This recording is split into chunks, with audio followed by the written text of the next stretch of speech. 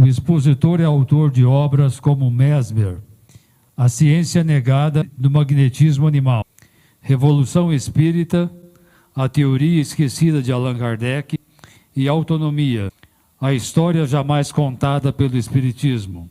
Pesquisador espírita, dedica-se ao estudo profundo das bases do pensamento espírita, presentes na obra de Allan Kardec, especialmente sua filosofia libertadora.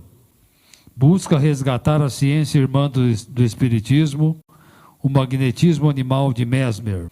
É administrador de empresas, palestrante e comunicador espírita da Rádio Boa Nova e TV Mundo Maior, emissoras da Fundação Espírita André Luiz, nas quais apresenta os programas Livre Pensamento e Revolução Espírita, Pensar e Viver com Liberdade. Coordena o projeto de restauração e divulgação do acervo documental e histórico de Allan Kardec no Centro de Documentação e Obras Raras da Fundação Espírita André Luiz, em parceria com o Instituto Canuto Abreu. Convidamos Paulo Henrique de Figueiredo, que abordará o tema autonomia, a história jamais contada no Espiritismo. Eu venho fazendo uma pesquisa que se iniciou com esses dois livros aqui, Mesmer, A Ciência Negada do Magnetismo Animal e Revolução Espírita, a Teoria Esquecida de Allan Kardec. No livro Mesmer, depois de ler em Kardec, que ele falou, magnetismo animal e espiritismo são ciências gêmeas. Não é possível compreender uma sem conhecer a outra. Aquela que se separar da sua congênere cairá no impasse. Quando eu li isso em Kardec, eu falei, nossa, Kardec está dando uma importância a isso. Fui nos livros e diziam que Mesmer era um charlatão, até mesmo na Enciclopédia Britânica. E meu pensamento foi o seguinte, como que Kardec, com o trabalho de lucidez que ele fez, pode ter confiado num charlatão? Alguma coisa está errada. Isso eu tinha lá para os 15, 16 anos.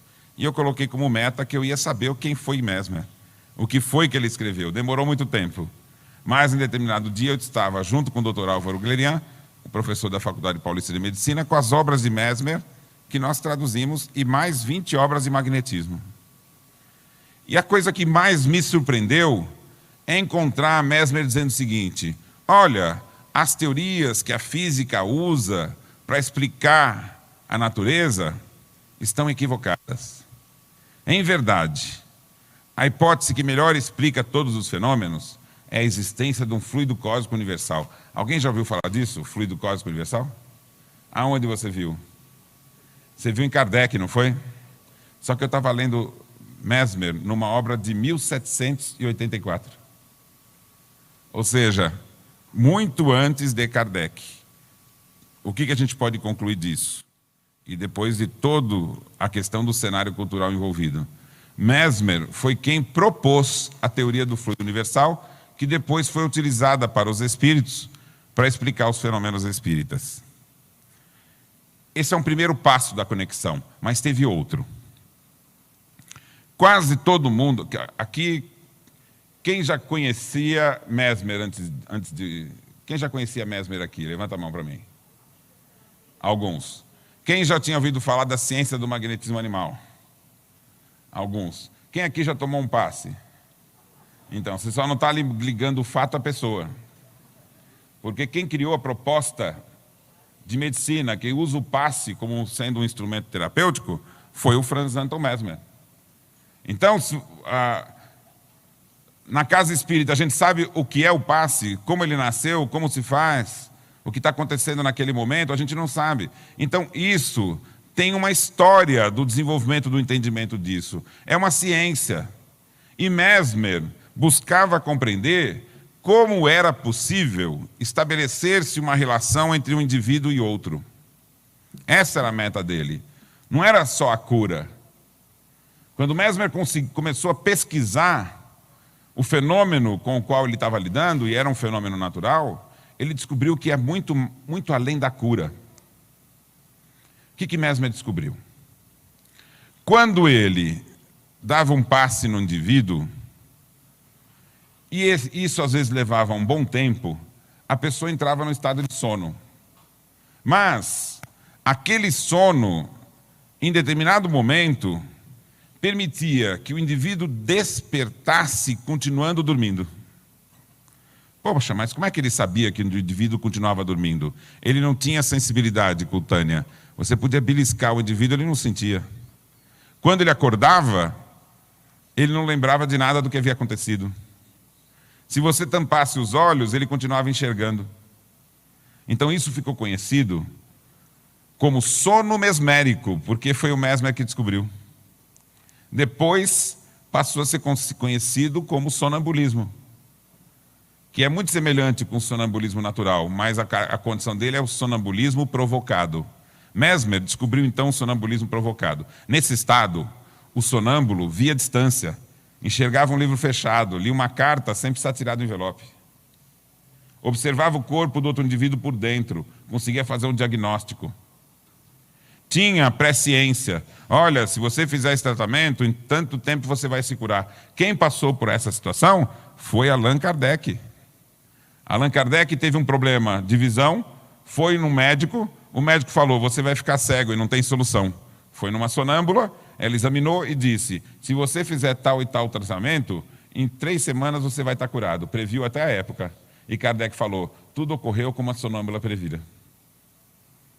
Então, o fenômeno do sonambulismo, hoje praticamente desconhecido, foi um instrumento de alavanca para entender a si mesmo. E Mesmer, então, percebeu no fenômeno do sonambulismo mais uma coisa fantástica. E a coisa era a seguinte, ele pensava na pergunta e o sonâmbulo respondia sem ouvi-la. Presta atenção no fenômeno.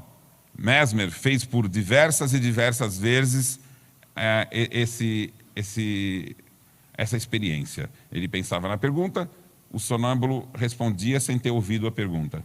Depois ele começou a fazer o seguinte, ele começou a magnetizar um indivíduo que estava à distância, sem saber que o Mesmer estava fazendo isso, e o indivíduo entrava no estado sonambúlico. Então o que acontece? Não foram os sentidos normais.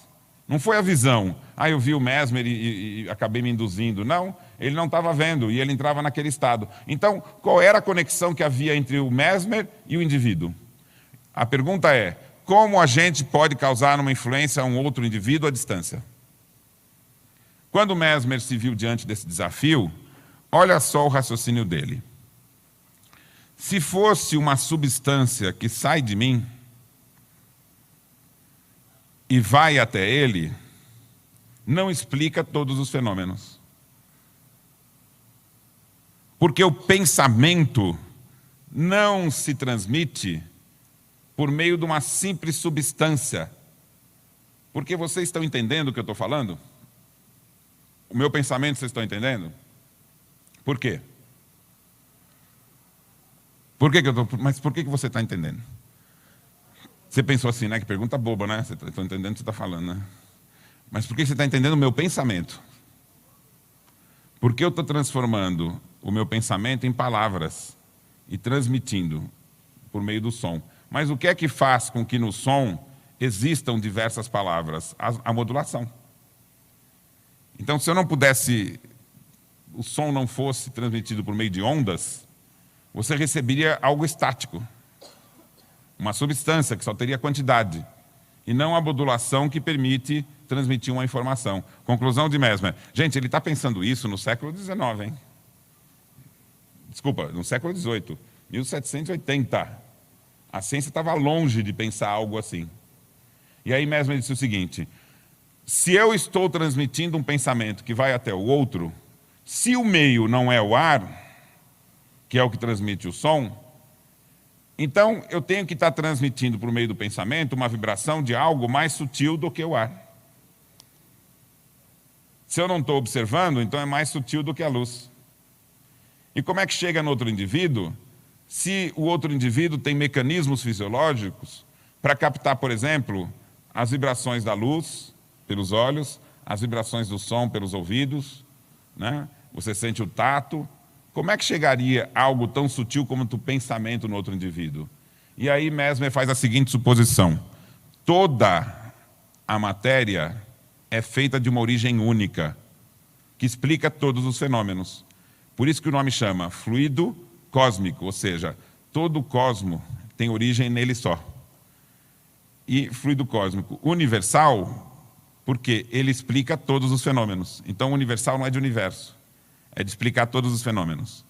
Então, ele diz assim, numa determinada vibração, temos as ondas da água. Numa determinada vibração, as ondas do ar. Numa determinada vibração, as ondas que são a luz. E uma vibração acima da luz, nós transmitimos o pensamento. Só que o que vai receber essa vibração é o sistema nervoso do outro. Então, não passa pelos sentidos. Quando eu coloco o indivíduo no estado adormecido, aí ele começa a perceber as vibrações sutis do pensamento. Ele vai propor isso em 1784. É a base do que serviu no futuro para os espíritos explicarem a relação do pensamento de um com o outro, gente. Como é que os espíritos explicaram a transmissão do pensamento? Não são ondas do fluido universal? Num estado mais sutil do que a gente percebe? Qual é a diferença do espiritismo? O perispírito. Então, Mesmer não tinha a hipótese do perispírito, porque ele não tinha como supor o perispírito. O perispírito não foi suposto, ele é uma observação dos espíritos. Então, precisava da ciência espírita para complementar. Mas, o que Mesmer vai descobrir, então, é que não só o pensamento pode ser transmitido de um indivíduo para o outro, mas essa relação com o indivíduo com o outro se dá por uma sintonia da vontade. O que vai contrapor completamente a hipótese de uma substância sendo transmitida para o outro. Por que a importância da vontade e do pensamento? Por que a importância da vontade e do pensamento? Porque se você considerar que o pensamento causa uma ação física, nem que seja a vibração do fluido universal, você está concretizando a hipótese da alma. E a alma deixa de ser uma abstração e passa a ser algo que pode ser estudado. Mesmer abriu caminho para algo que foi acontecer só na época de Kardec, que é a instauração de uma psicologia na universidade. O que eu estou dizendo aqui? Que no período anterior à proposta de Kardec, instaurou-se na universidade e foi ensinado nos colégios uma psicologia experimental espiritualista, tendo, inclusive, influência das descobertas de Mesmer. No colégio, os jovens aprendiam uma psicologia que considerava que a alma tem faculdades que diferem das características do corpo físico. Por que isso é importante? A psicologia está presente hoje na universidade, não está? Ela é espiritualista ou materialista? Materialista. Por que materialista? Ela vai considerar que o ser humano é totalmente sujeito aos fenômenos da fisiologia. A base do materialismo é dizer que nós não temos liberdade, porque a fisiologia é determinista, porque a matéria é determinista nos seus fenômenos. Vou dar o exemplo que eu já usei para quem estava aqui à tarde. Se eu soltar esse copo aqui, o que vai acontecer? Qual é a porcentagem de chance dela cair? 100%? Então é uma lei. Algum dos fenômenos, é possível que eu solte e não caia?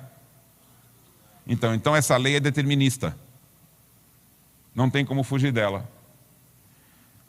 O outro exemplo, vou soltar só para vocês terem certeza, vamos ver. Caiu. Ih, derrubei meu copo. Me arrependi 1/1000 de segundo depois. Veja, fisiologia é determinista? A fisiologia é determinista? Então pensa no seguinte, a experiência é a seguinte, um beliscão bem forte no seu braço. Vai doer? Quantos por cento de chance? 100%. Então percebe que o fenômeno da fisiologia também é determinista? Então, se nós somos subordinados ao fenômeno da fisiologia, nós não temos livre-arbítrio. E nós temos, então, uma existência determinista. Veja só. Para o materialismo, o livre-arbítrio simplesmente não existe.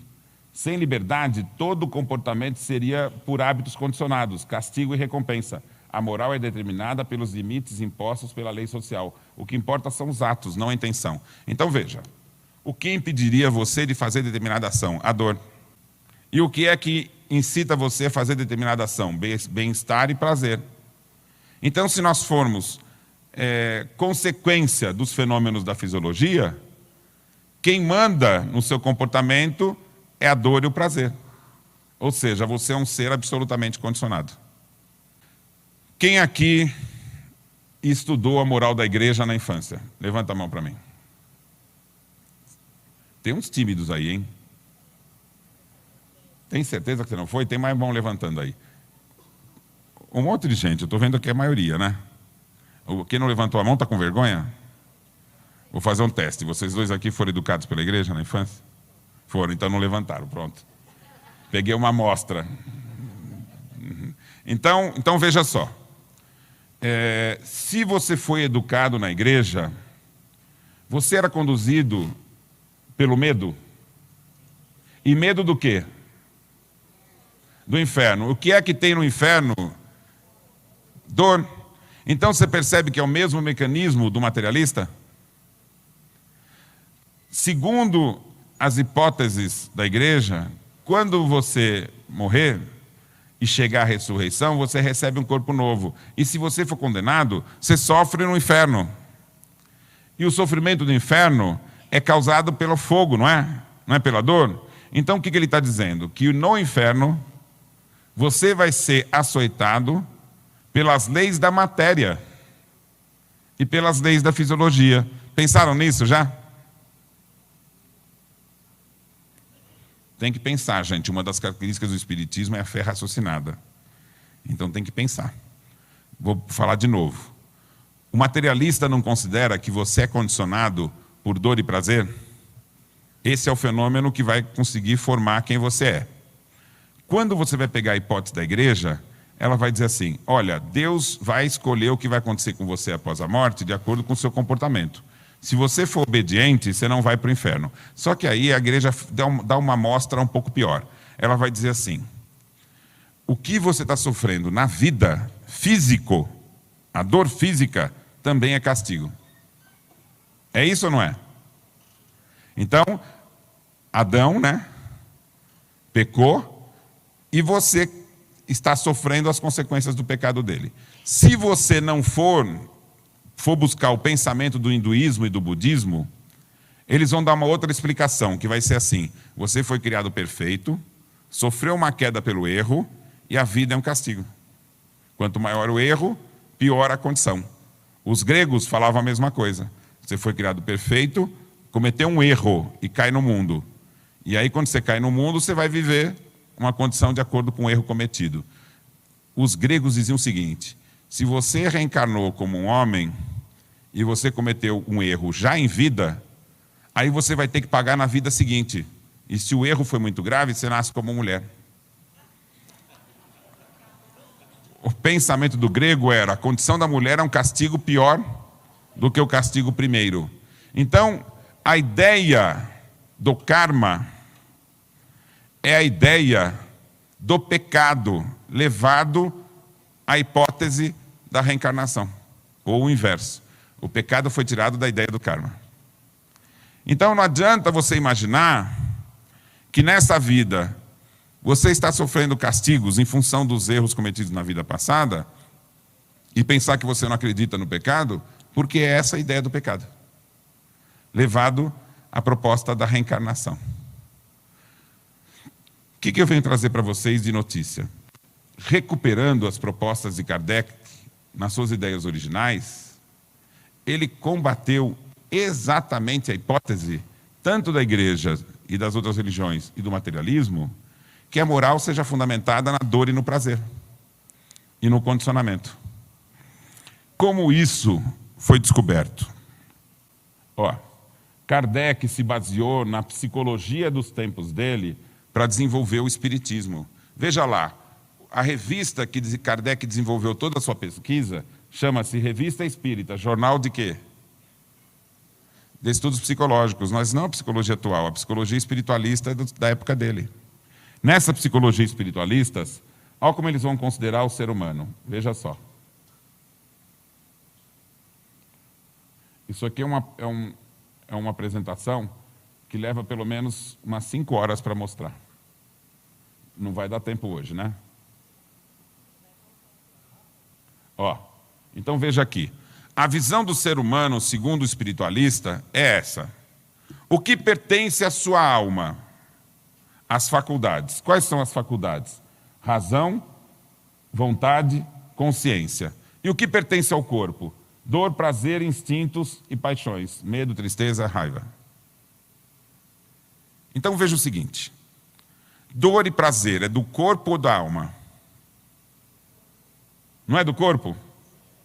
Se a dor e o prazer são do corpo, como que a moral que é da alma pode se basear em algo que é do corpo?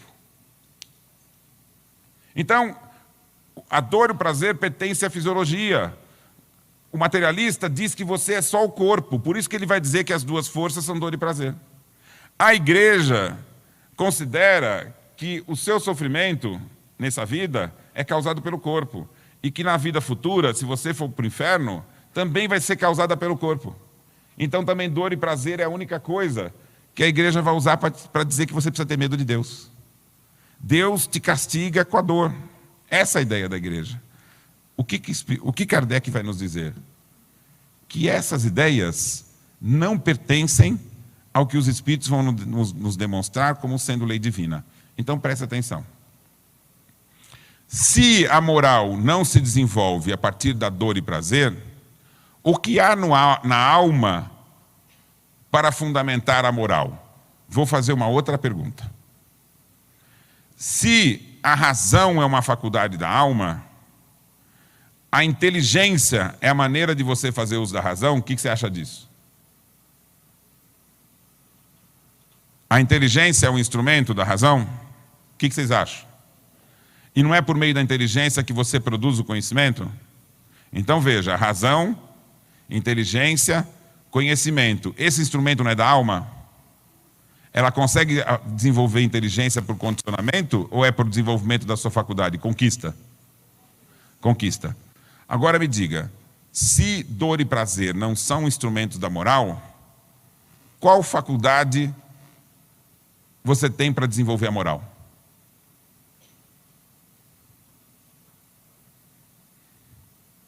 Qual o fundamento da moral? Castigo e recompensa? Aí é dor e prazer, se não é o quê? Veja, a inteligência é o instrumento da razão.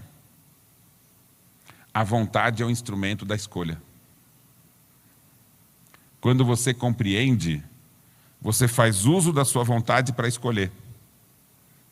Esse é o instrumento da conquista do livre-arbítrio. Então, o que é moral?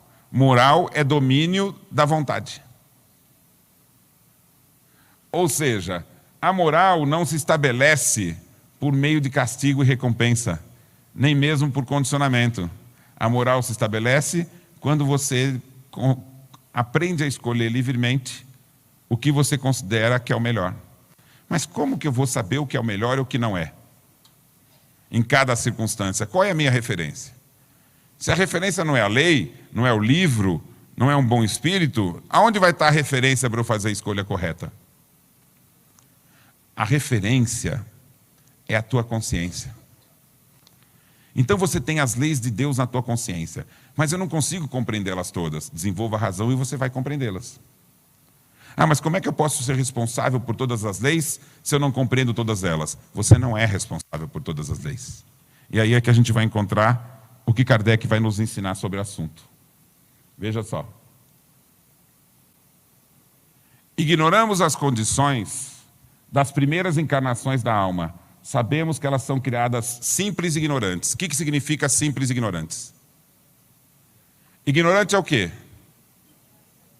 Sem o desenvolvimento da inteligência.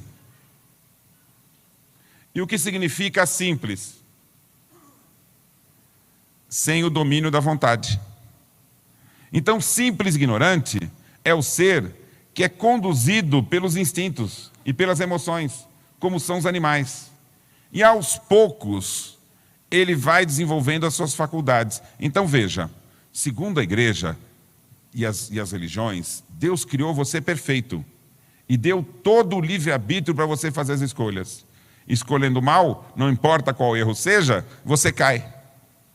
O que é que o Espiritismo vai propor? O inverso. Você não tem nenhuma faculdade.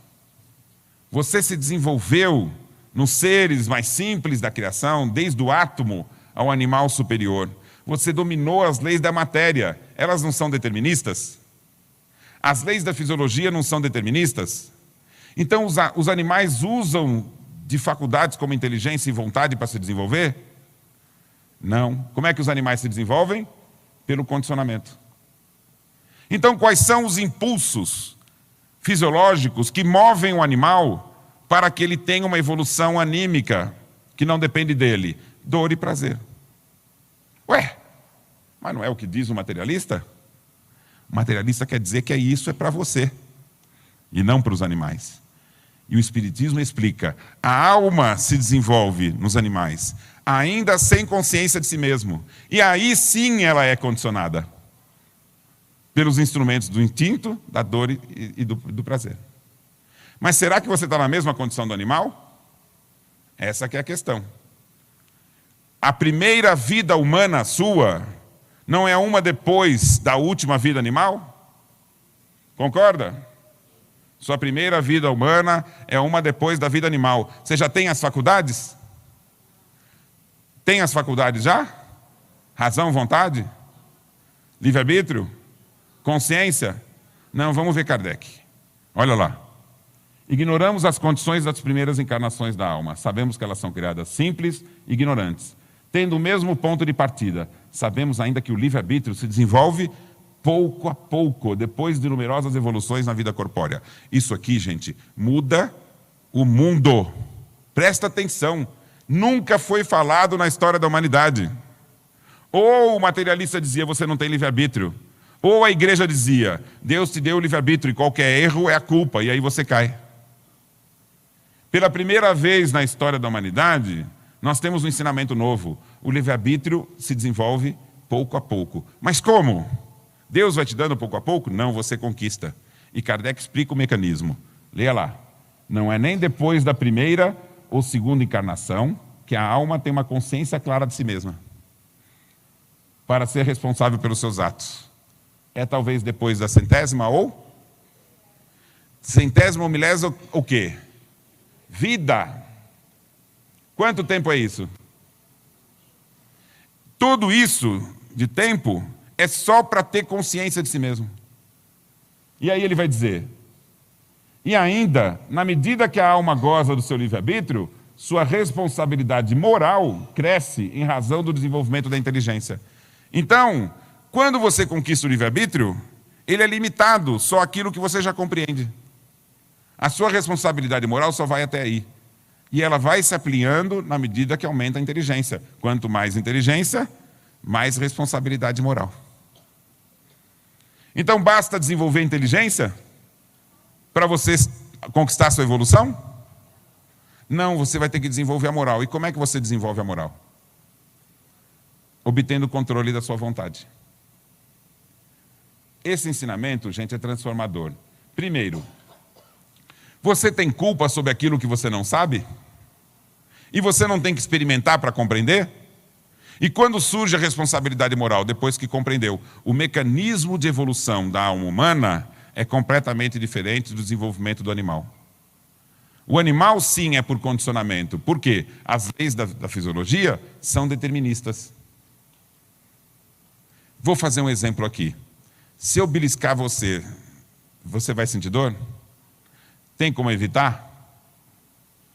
Se eu beliscar, você consegue falar, não dói? Não, beliscou, doeu, não é? Se eu soltar isso aqui, não é determinista? Cai. Agora eu vou pedir para vocês o seguinte. Eu vou contar até 3. No 3, você levanta ou não a sua mão. 1, 2, 3. Alguns levantaram e alguns não. Cadê o determinismo? a única coisa neste mundo que a gente fica compreendendo a lei da alma é a escolha livre do espírito humano. Então, quando você escolhe, você está sendo um espírito. Quando você tem obediência passiva, você está exercendo a sua vontade? Não, então você está se abstendo de fazer a escolha. Você está se abstendo de agir moralmente.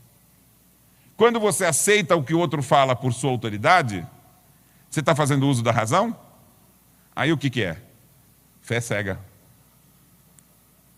A fé raciocinada é quando você acredita naquilo que você compreendeu.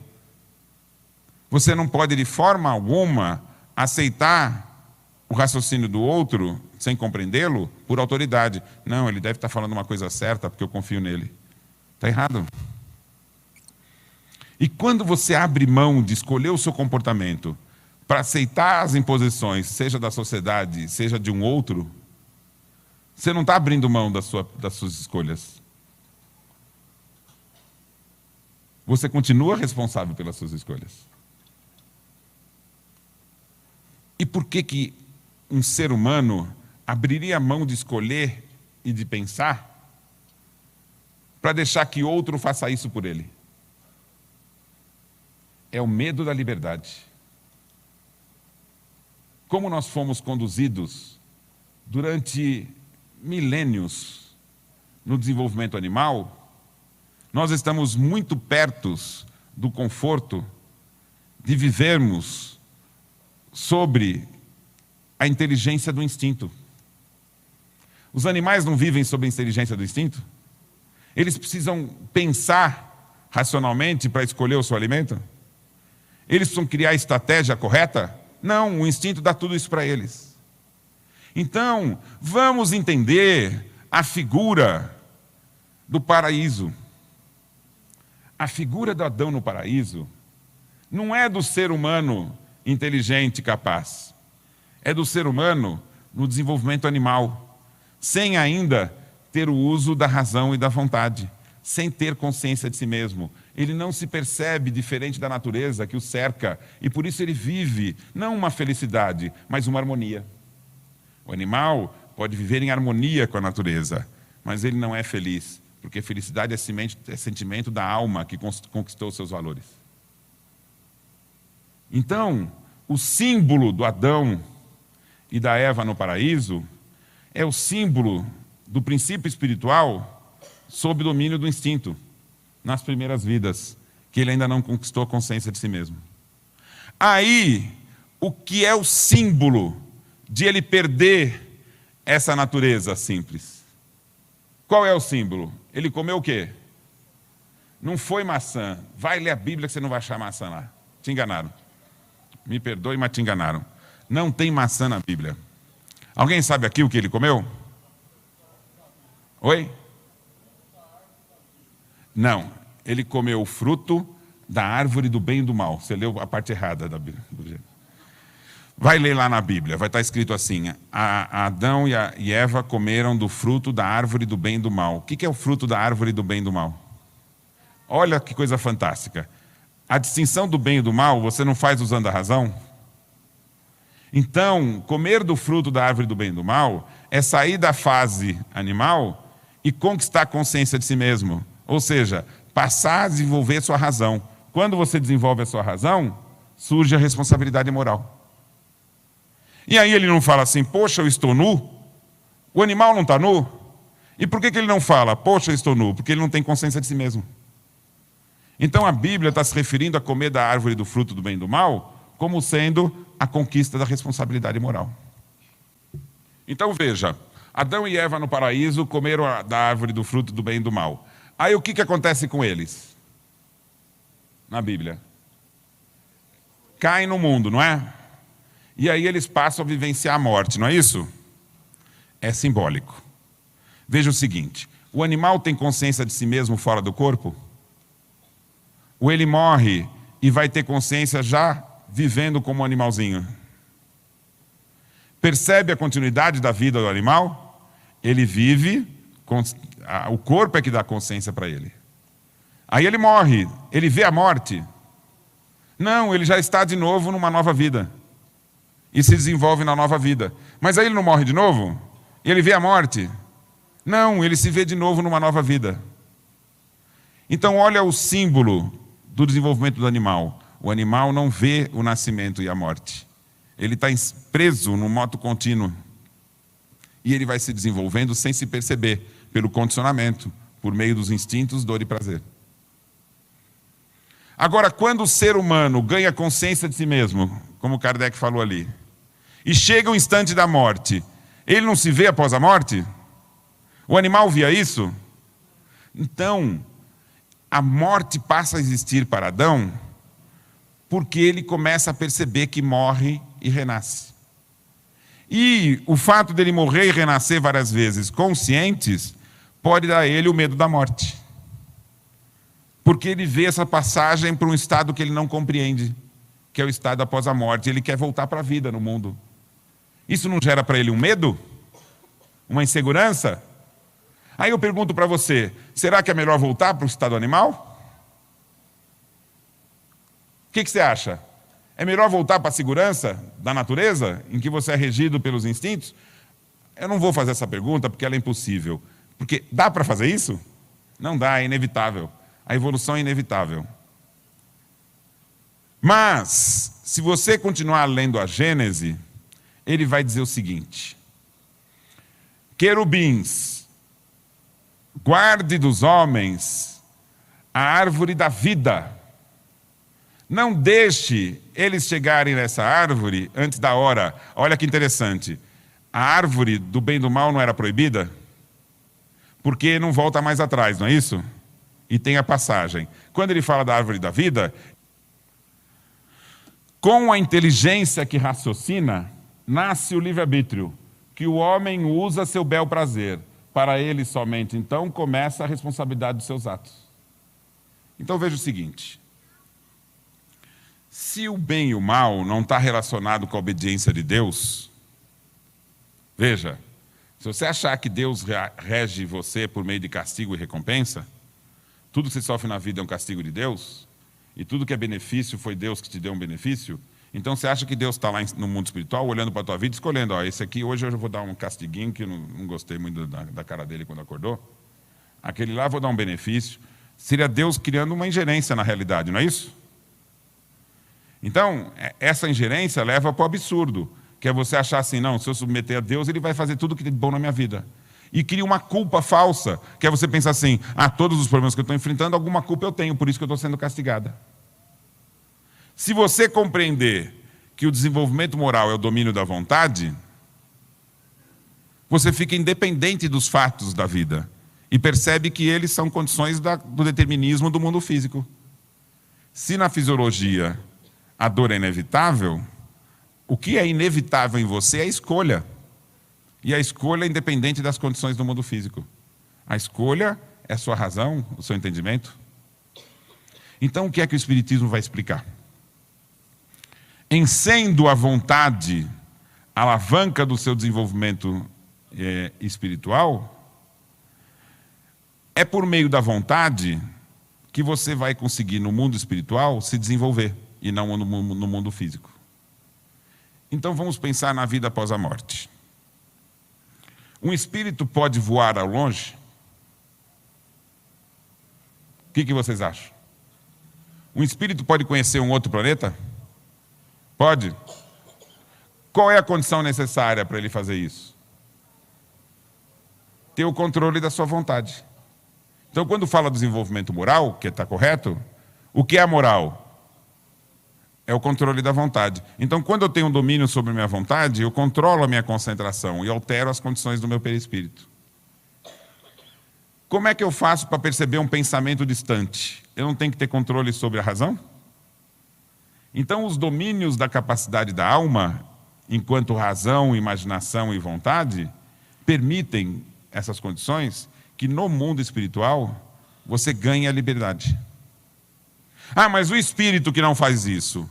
E o espírito que usa a sua vontade ou a sua inteligência para abusar das condições da vida dele no mundo? Veja, uma espécie precisa que seja escolhido um líder, uma espécie animal? O leão não precisa saber qual é o leão mais forte para controlar a matilha? Não precisa disso? Então eles não vão decidir isso, muitas vezes numa disputa entre eles? Mas quando se estabeleceu qual é o líder, ele não está escolhido? As características do leão, que é o principal, são da alma dele ou do corpo? Do corpo. Então não tem nada a ver com questão moral, tem a ver com instinto. Está claro isso? Tudo que o animal vive, do ponto de vista social, está relacionado às necessidades instintivas de sobrevivência do corpo e da espécie. Nós não estamos usando um corpo animal? O corpo que nós estamos usando não é um animal da espécie humana? A sua alma é que difere. Então, há necessidade do poder entre nós? Para o homem primitivo, tinha necessidade? Tinha. E não ia ser o corpo melhor? O homem mais forte não ia dominar para controlar a caça? Mas aí o homem já tinha consciência de si mesmo? Já tinha as faculdades da alma? Não. Então nós estamos vivendo uma transição. O mundo primitivo, ele foi um mundo dominado pelos instintos. Na medida em que a gente ganha consciência de si mesmo, na medida em que a gente vai desenvolvendo as nossas faculdades, que é a razão e que é a vontade, quando você controla a sua vontade, você começa a ser senhor de si mesmo. Qual vai ser a progressão disso? A progressão disso é a gente assemelhar a vida humana aqui na Terra à vida dos bons espíritos no mundo espiritual. Nós vamos trazer para o mundo físico, que é um mundo determinista, as escolhas do espírito livre, que chega no mundo espiritual e admira a harmonia do universo. Mas não é uma harmonia natural, é uma harmonia construída pelos espíritos, no meio da sua liberdade, porque ele quer ser feliz. O que representa a felicidade do espírito? É ele chegar no mundo espiritual e, pelo controle que ele tem da vontade, ele não se subjuga aos estímulos da raiva, aos estímulos do medo e da tristeza. Pelo controle da vontade, ele supera tudo isso. Veja, se você estiver no mundo espiritual e tem um indivíduo mergulhado na tristeza, se você se aproxima dele e a tristeza dele deixa você também triste, você vai ajudá-lo? Não. Então, como é possível você ajudá-lo? Você ter domínio sobre essa emoção. Aqui no mundo você tem domínio sobre a emoção? Ou quando estimula a sua tristeza, você fica triste? Você tem que ficar triste quando você tem uma perda real. Concorda com isso? O primeiro momento da perda de um ente querido, ele é naturalmente uma tristeza, que você perde o convívio. Mas depois, usando a razão e a vontade, você fala, peraí, ele não morreu. E você não busca, então, o consolo da vida eterna para o seu entendimento? Agora, se um indivíduo xinga você, você fica triste por isso? Se você ficar triste por um outro que te humilha ou que te xinga, você está dando para o outro o poder de controlar a tua emoção. Se você fica com raiva quando o outro te provoca, você entregou ao outro que quer lhe colocar nessa condição o poder de colocar. Me diga uma coisa, o que há de verdadeiramente seu, senão controle sobre a vontade? Não é isso que é a tua moral? Então por que você entrega o poder de controlar a si mesmo para o outro que lhe provoca? Então o que é o desenvolvimento moral? É eu controlar minha vontade de tal forma que eu consigo ter lucidez em todos os momentos que eu vivo. E quando eu chego no mundo espiritual, eu não me deixo levar pelas aparências e consigo ser útil diante do outro que sofre.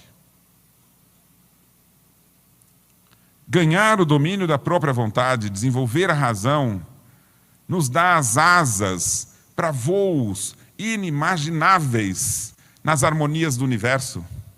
Você sabe quantas alegrias estão além dos limites do chão? O espírito que morre apegado à terra, o espírito que morre condicionado pelos desejos do mundo, o espírito que se deixa envolver num desejo incontrolável de poder, de domínio, O que ele faz com o seu perispírito? Torna leve? Ou torna esse espírito pesado, preso ao chão? Então ele morre e vai para o mundo espiritual e vive lá como se estivesse aqui. Ele priva a si próprio de se ligar aos outros mentalmente. E se ligar aos outros mentalmente é o fundamento das harmonias celestes.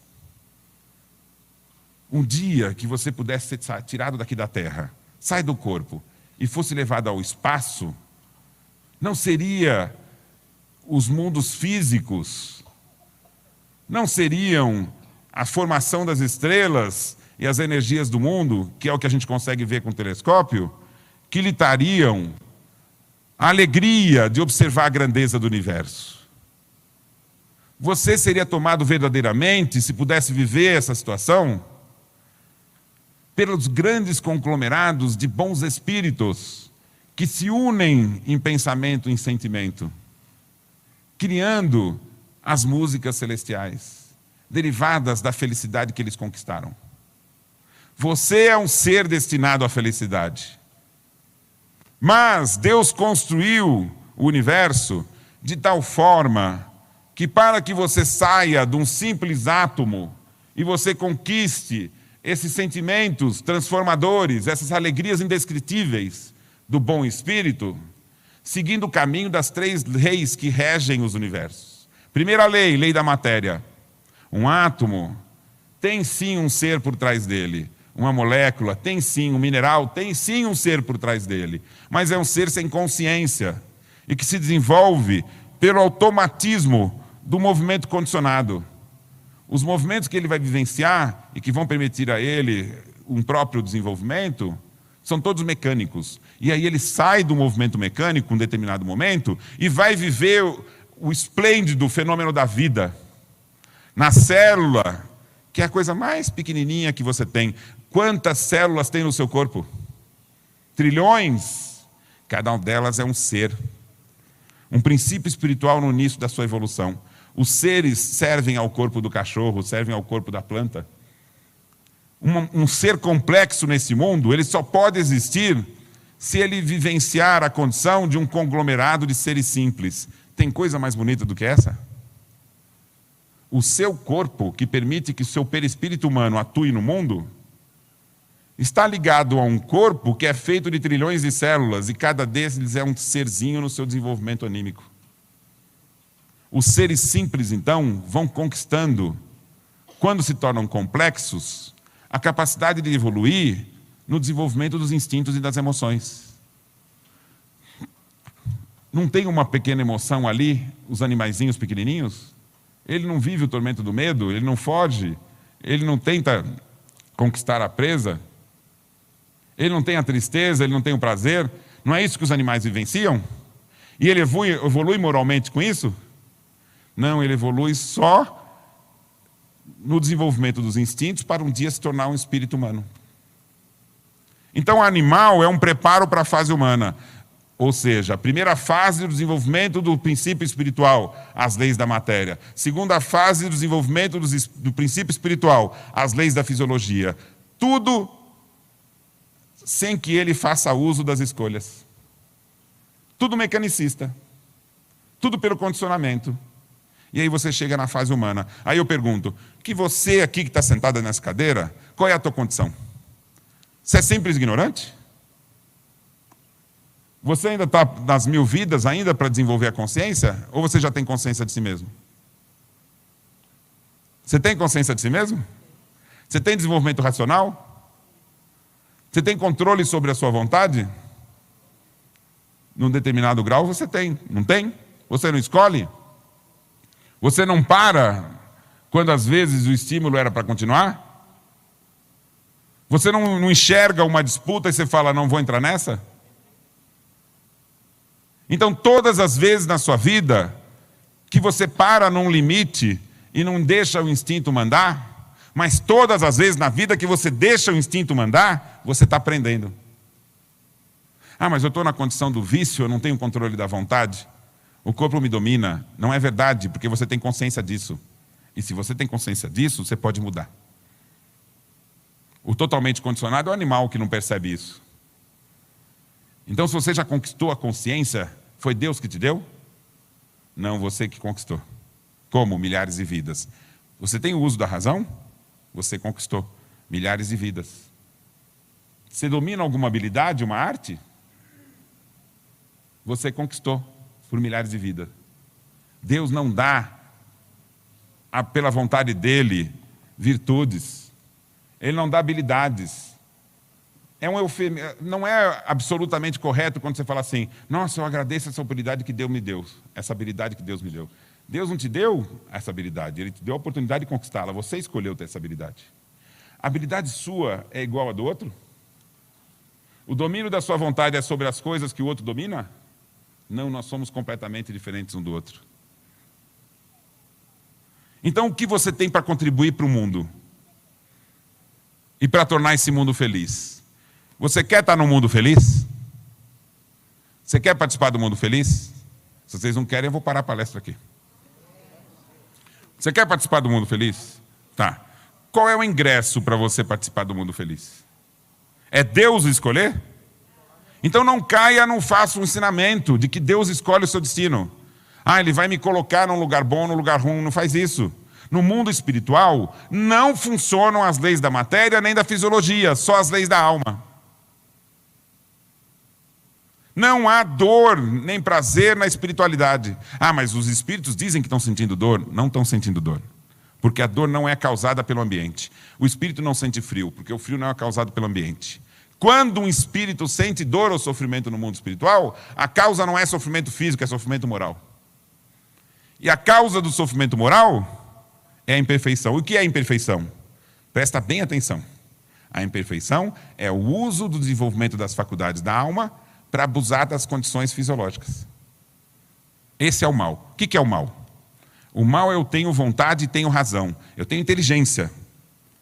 Aí eu pego um instinto do meu corpo, que é de poder, que não serve mais na nossa sociedade, e eu falo, não, eu quero poder, eu quero poder, eu quero poder.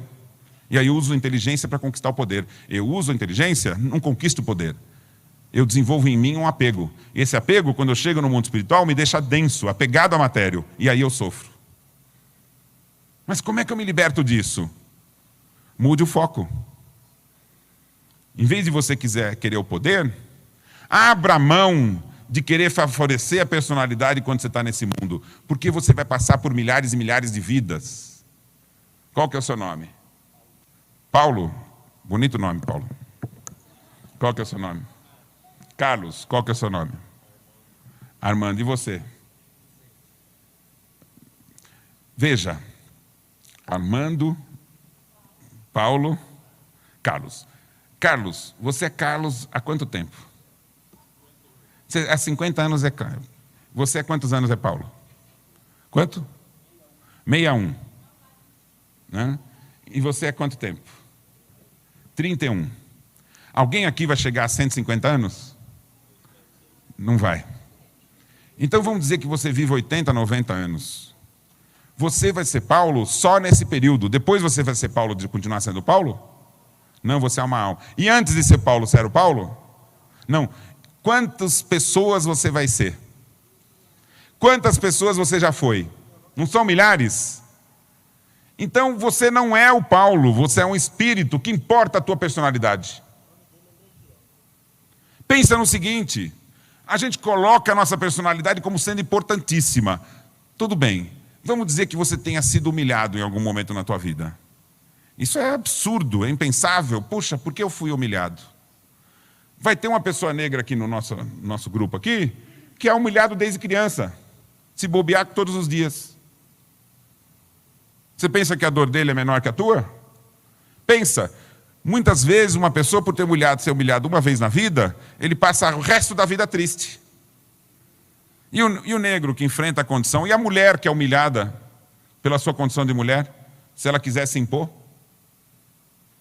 Então esse mundo aqui, gente, ser humilhado não serve para absolutamente nada. O que importa é como você sai da humilhação. Qual é a tua força diante dela? O quanto você continua firme ao mesmo tempo em que isso te açoita. O quanto você sai incólume da tentativa dos outros e do mundo para te desestabilizar. O quanto você come do fruto da árvore da vida, sabendo que você não é uma personalidade que tem 80 anos, você é uma alma que tem milhares e milhares e milhares de vidas. E qual é a vantagem de você escolher esse caminho? Nesse mundo, pouco. Porque a lei da alma é exercida com grandeza nesse mundo? Ou não? Veja, todo mundo tem a oportunidade de se desenvolver intelectualmente? Ou uma parcela pequena da nossa população?